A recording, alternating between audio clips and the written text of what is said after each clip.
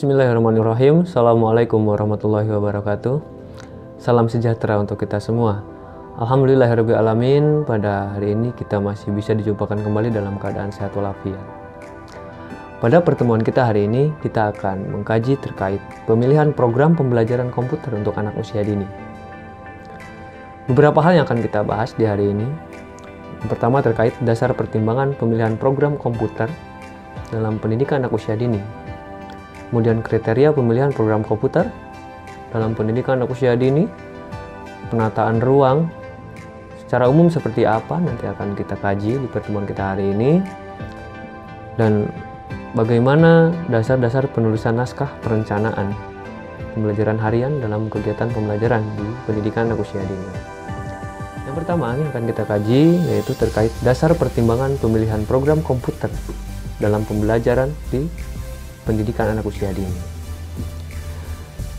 Dasar pertimbangan yang pertama kali harus kita jadikan tolak ukur adalah kompetensi guru. Jangan pernah kita berpikir bahwa segala sesuatu yang harus dicapai oleh anak tanpa dikuasai sebelumnya oleh guru.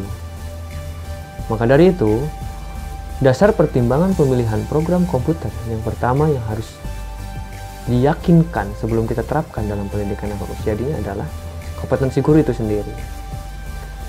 Guru harus benar-benar mengetahui, bahkan terampil dalam pemanfaatan program-program komputer. Setelah itu nanti guru akan melakukan transformasi ke dalam bentuk perencanaan dan pelaksanaan. Kita membayangkan bagaimana jadinya ketika seorang guru ingin mendidik anak-anak, tapi guru itu sendiri tidak paham kaitan apa yang akan dia sampaikan kepada anak-anaknya. Itu salah satu. Kemudian pertimbangan berikutnya adalah hal-hal yang banyak dimungkinkan tidak semua program yang disukai oleh anak cocok untuk semua anak. Jadi pemilihan-pemilihan yang dikhaskan disesuaikan dengan kebutuhan perkembangan anak-anak. Tidak berarti kita berpikir bahwa satu program itu untuk semua anak juga. Tapi dalam satu program, di dalamnya ada room-room khusus. Misalnya ada program-program games untuk anak usia dini, namun di dalam games tersebut ada berbagai profesi. Nanti anak-anaknya akan memilih profesi apa yang menjadi minat dalam kegiatan bermain menggunakan program komputer tersebut. Ini maksudnya seperti itu. Dasar pertimbangan tersebut berada pada konteks dua arah, karena dalam proses pendidikan ada guru, ada peserta didik. Kaitan fasilitas dan sebagainya nanti ada dalam pembahasan kriteria-kriteria dan sebagainya. Kemudian yang kedua ada kriteria pemilihan program komputer untuk anak usia dini. Yang pertama yang harus kita perhatikan adalah instructional goal. Pencapaian tujuan. Apa yang kita tujukan dalam pembelajaran komputer. Jangan sampai kita mengajarkan komputer kepada anak-anak tanpa tujuan yang jelas. Tentukan dulu tujuannya apa, kemudian kita buat programnya seperti apa. Kemudian instructional content. Konten yang akan kita berikan dalam pembelajaran komputer pun harus sejalan mengarah pada pencapaian tujuan yang diharapkan tadi. Relevan, konsisten. Karakteristik anak. Karakteristik anak pun harus kita pertimbangkan. Tadi sudah kita bahas selintas bahwa dasar pertimbangan pemilihan program komputer untuk pendidikan anak usia dini adalah karakteristik anak. Disinilah tidak semua anak memahami, tidak semua anak menyukai, tidak semua anak ingin bermain itu, tapi kita sebagai guru wajib memberikan fasilitas yang layak untuk anak-anak mau melakukan segala sesuatu yang positif dan normatif untuk perubahan perilakunya.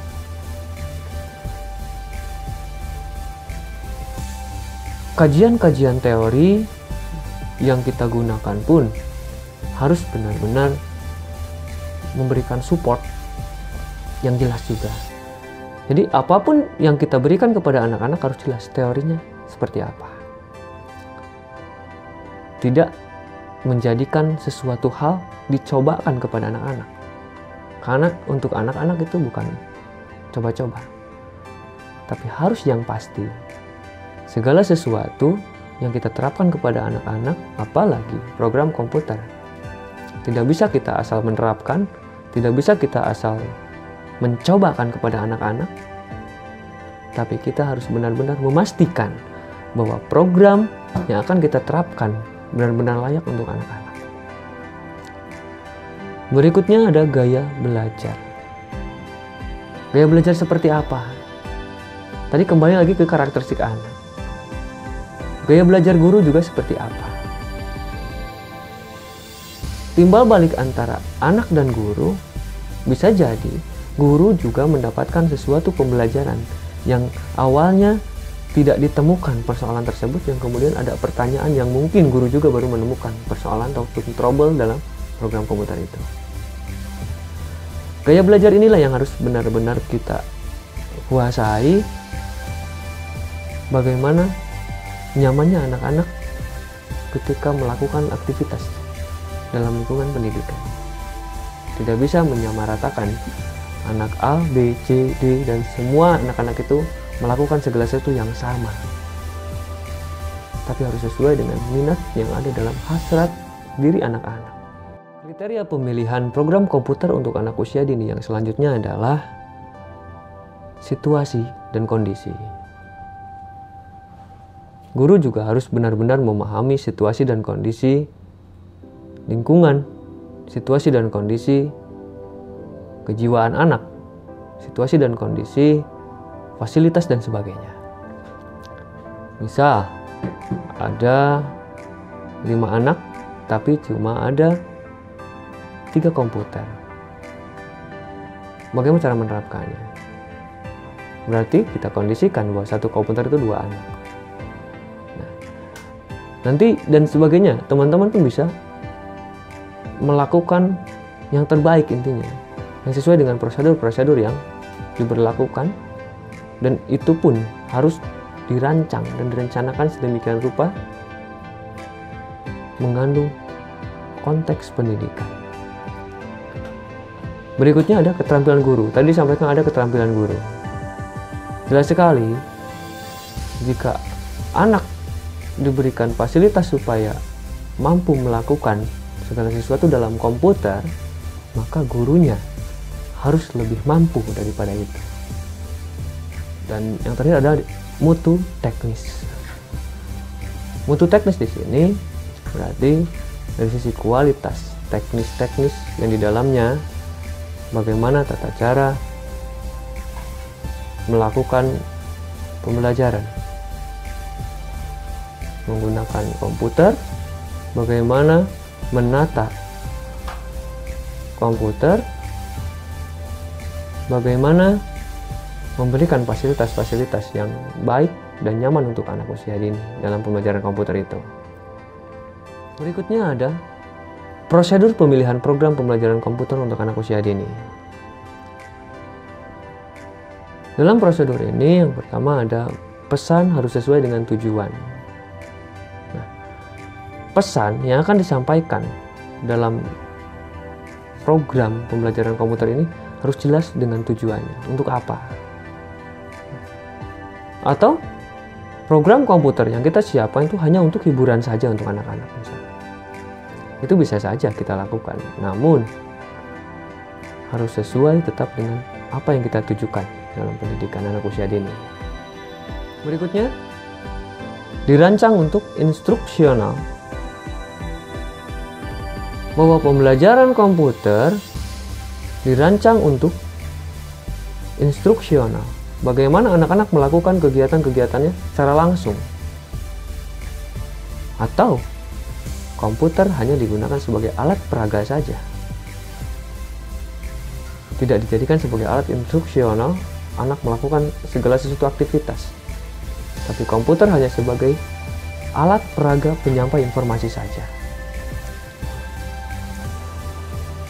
Berikutnya ada strategis. Untuk kognitifkah, untuk afektifkah, atau untuk psikomotorkah? Strategis yang akan kita terapkan dalam program komputer, dan tentunya materi, apakah untuk berorientasi pada pengetahuankah, ataukah stimulasi, rasakah, atau langsung pada keterampilan? Nah, banyak sekali yang bisa kita terapkan dalam pembelajaran komputer. Bukan hanya dalam programnya, tapi dalam sisi manfaat fisik komputer pun itu bisa menjadi bahan-bahan stimulasi untuk anak-anak. Cara menggeser-geser mouse, cara klik kanan, klik kiri, misal, itu sederhananya seperti itu. Atau kalau menggunakan touchscreen, anak melatih motoriknya supaya tepat menyentuh pada button yang disiapkan dalam layar tersebut. Berikutnya ada pertimbangan kebijakan, fasilitas, produksi, atau biaya. Dalam memilih program pembelajaran menggunakan komputer, kita harus mempertimbangkan kebijakan-kebijakan yang berlaku. Kenapa? Karena kebijakan-kebijakan yang ada itu diunsurkan demi keamanan anak-anak biasanya, ataupun hal-hal yang berkaitan dengan penjadwalan di lembaga pendidikan tersebut. Anak tidak boleh setiap hari bermain komputer. Kenapa? Karena ada kelas lain yang akan menggunakan komputer itu. Atau ada juga pertimbangan kebijakan yang lainnya. Anak memandang komputer hanya 15-20 menit saja. Karena apa? Demi kesehatan dan atas dasar keterbatasan kemampuan mata anak. Fasilitas juga kita pertimbangkan. Produksi, termasuk biaya. Segala sesuatu yang akan kita berikan kepada anak-anak tidak bisa kita lakukan ataupun mengupayakan tanpa sekemampuan seorang guru ataupun tanpa kemampuan lembaga pendidikan itu. Tapi harus benar-benar sinkron. Karena untuk membuat media pendidikan ataupun menyiapkan media pendidikan itu tidak harus selalu mahal. Sederhana, namun tujuan pendidikan bisa dicapai. Berikutnya, review kembali kelemahan ataupun kelebihan dari program yang kita terapkan. Karena bisa jadi ada hal-hal yang tidak diduga, yang mungkin awalnya dipandang tidak bahaya, ternyata itu bahaya bagi anak-anak. Nah, itu pun harus kita pertimbangkan. Ini akan dijadikan sebagai prosedur pemilihan program pembelajaran komputer ini. Soalnya kita hari ini mengenalkan bagian-bagian yang ada dalam komputer.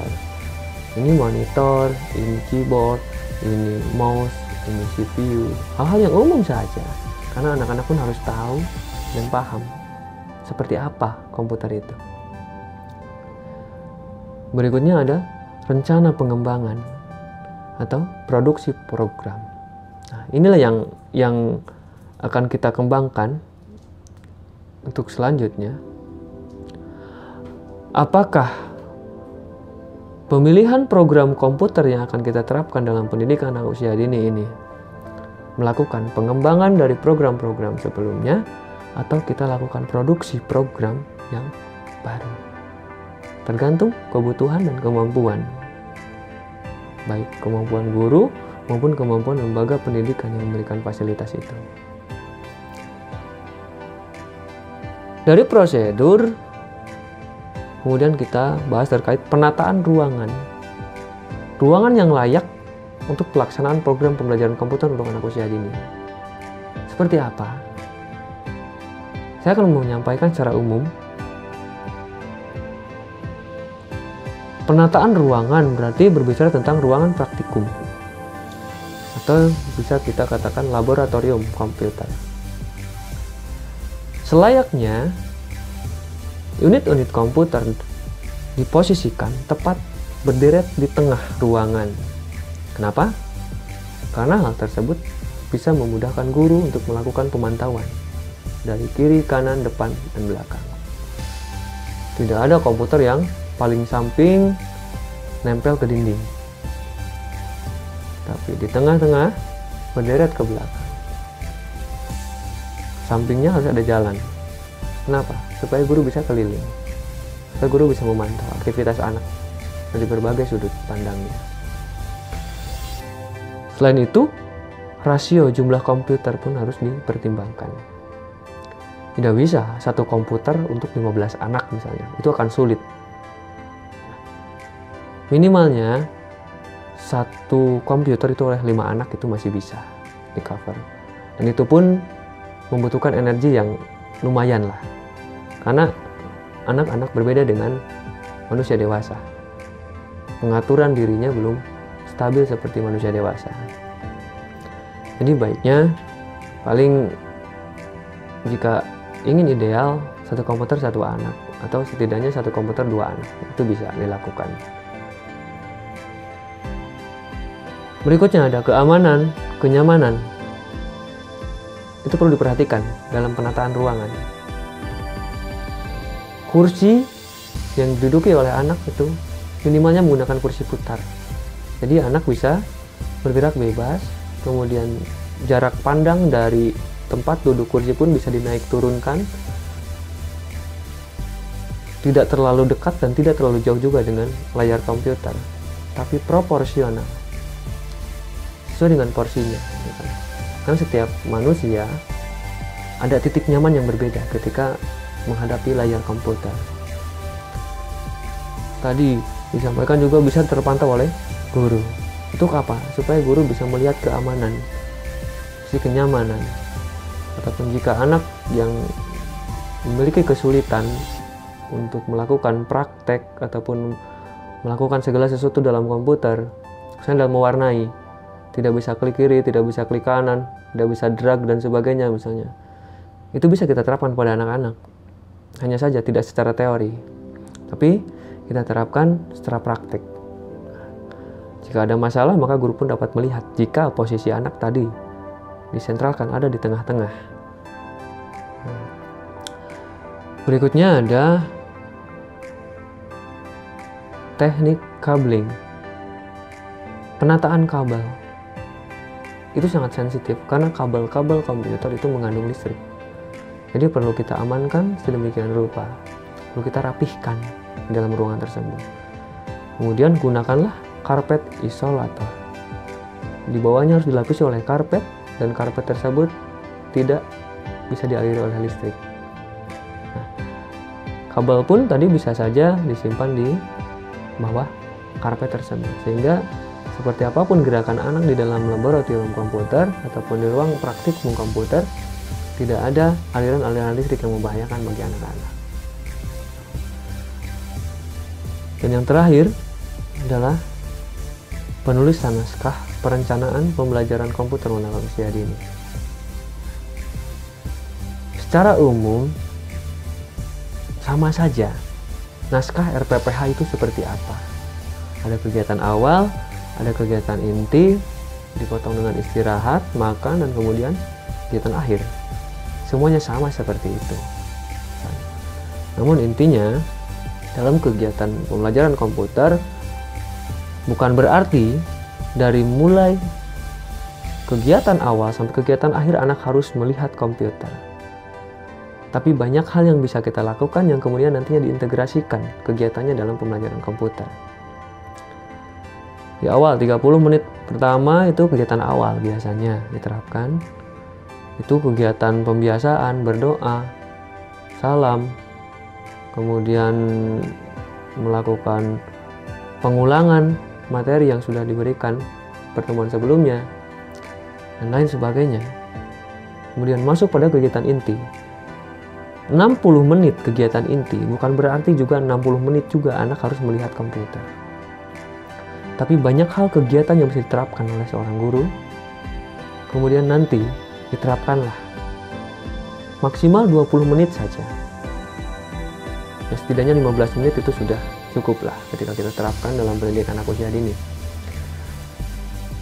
Misalnya, bagaimana kreativitas guru? Memberikan arahan, cara menggunakan komputer, sebelum komputer itu dihidupkan, berikan dulu arahan bagaimana cara menghidupkan, bagaimana tata cara duduk yang benar, tata cara menyimak, dan tata cara menggunakan mouse, tata cara melihat komputer, dan lain sebagainya. Itu menjadi trik dan menjadi pengetahuan nantinya untuk anak-anak. Kemudian di sanalah ketika kita memandang bahwa anak sudah paham, baru kita terapkan. 15-20 menitan cukup. Kemudian setelah itu kita selesai, lakukan istirahat. Dalam istirahat, anak-anak makan, aktivitas bermain di luar ruangan. Itu sebagai pelepas penat jenuh yang tadi mungkin melihat layar komputer. Anak-anak harus dibiasakan otaknya di-refresh oleh kehidupan alam. Jadi setelah komputer, keluar ruangan, berkegiatan, lari-larian, itu bagus sekali untuk anak-anak. Dan yang terakhir, 30 menit terakhir lakukan penutupan, refleksi, evaluasi. Tidak harus melihat komputer, tapi lakukan bisa di luar kelas, ruangan, ataupun bisa dalam kelas, ruangan kelas.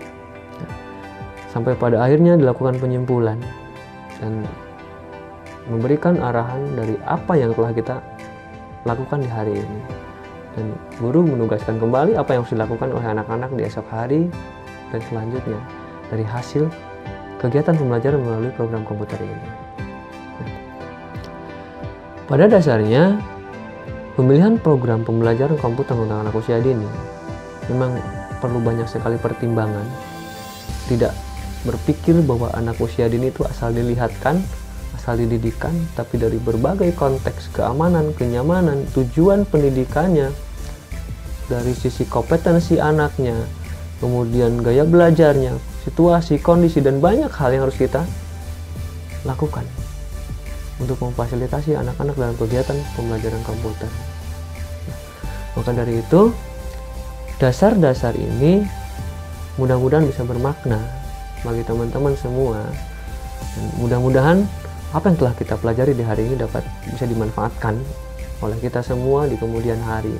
Meskipun tidak dalam pendidikan secara formal, teman-teman bisa menerapkan untuk anak sendiri setidaknya. Itu saja teman-teman yang dapat saya sampaikan di hari ini. Tetap semangat, tetap berjuang. Teman-teman, tetap jaga kesehatan. Sebelum saya tutup undur diri, mari kita teriakan bersama. Aku bahagia hari ini.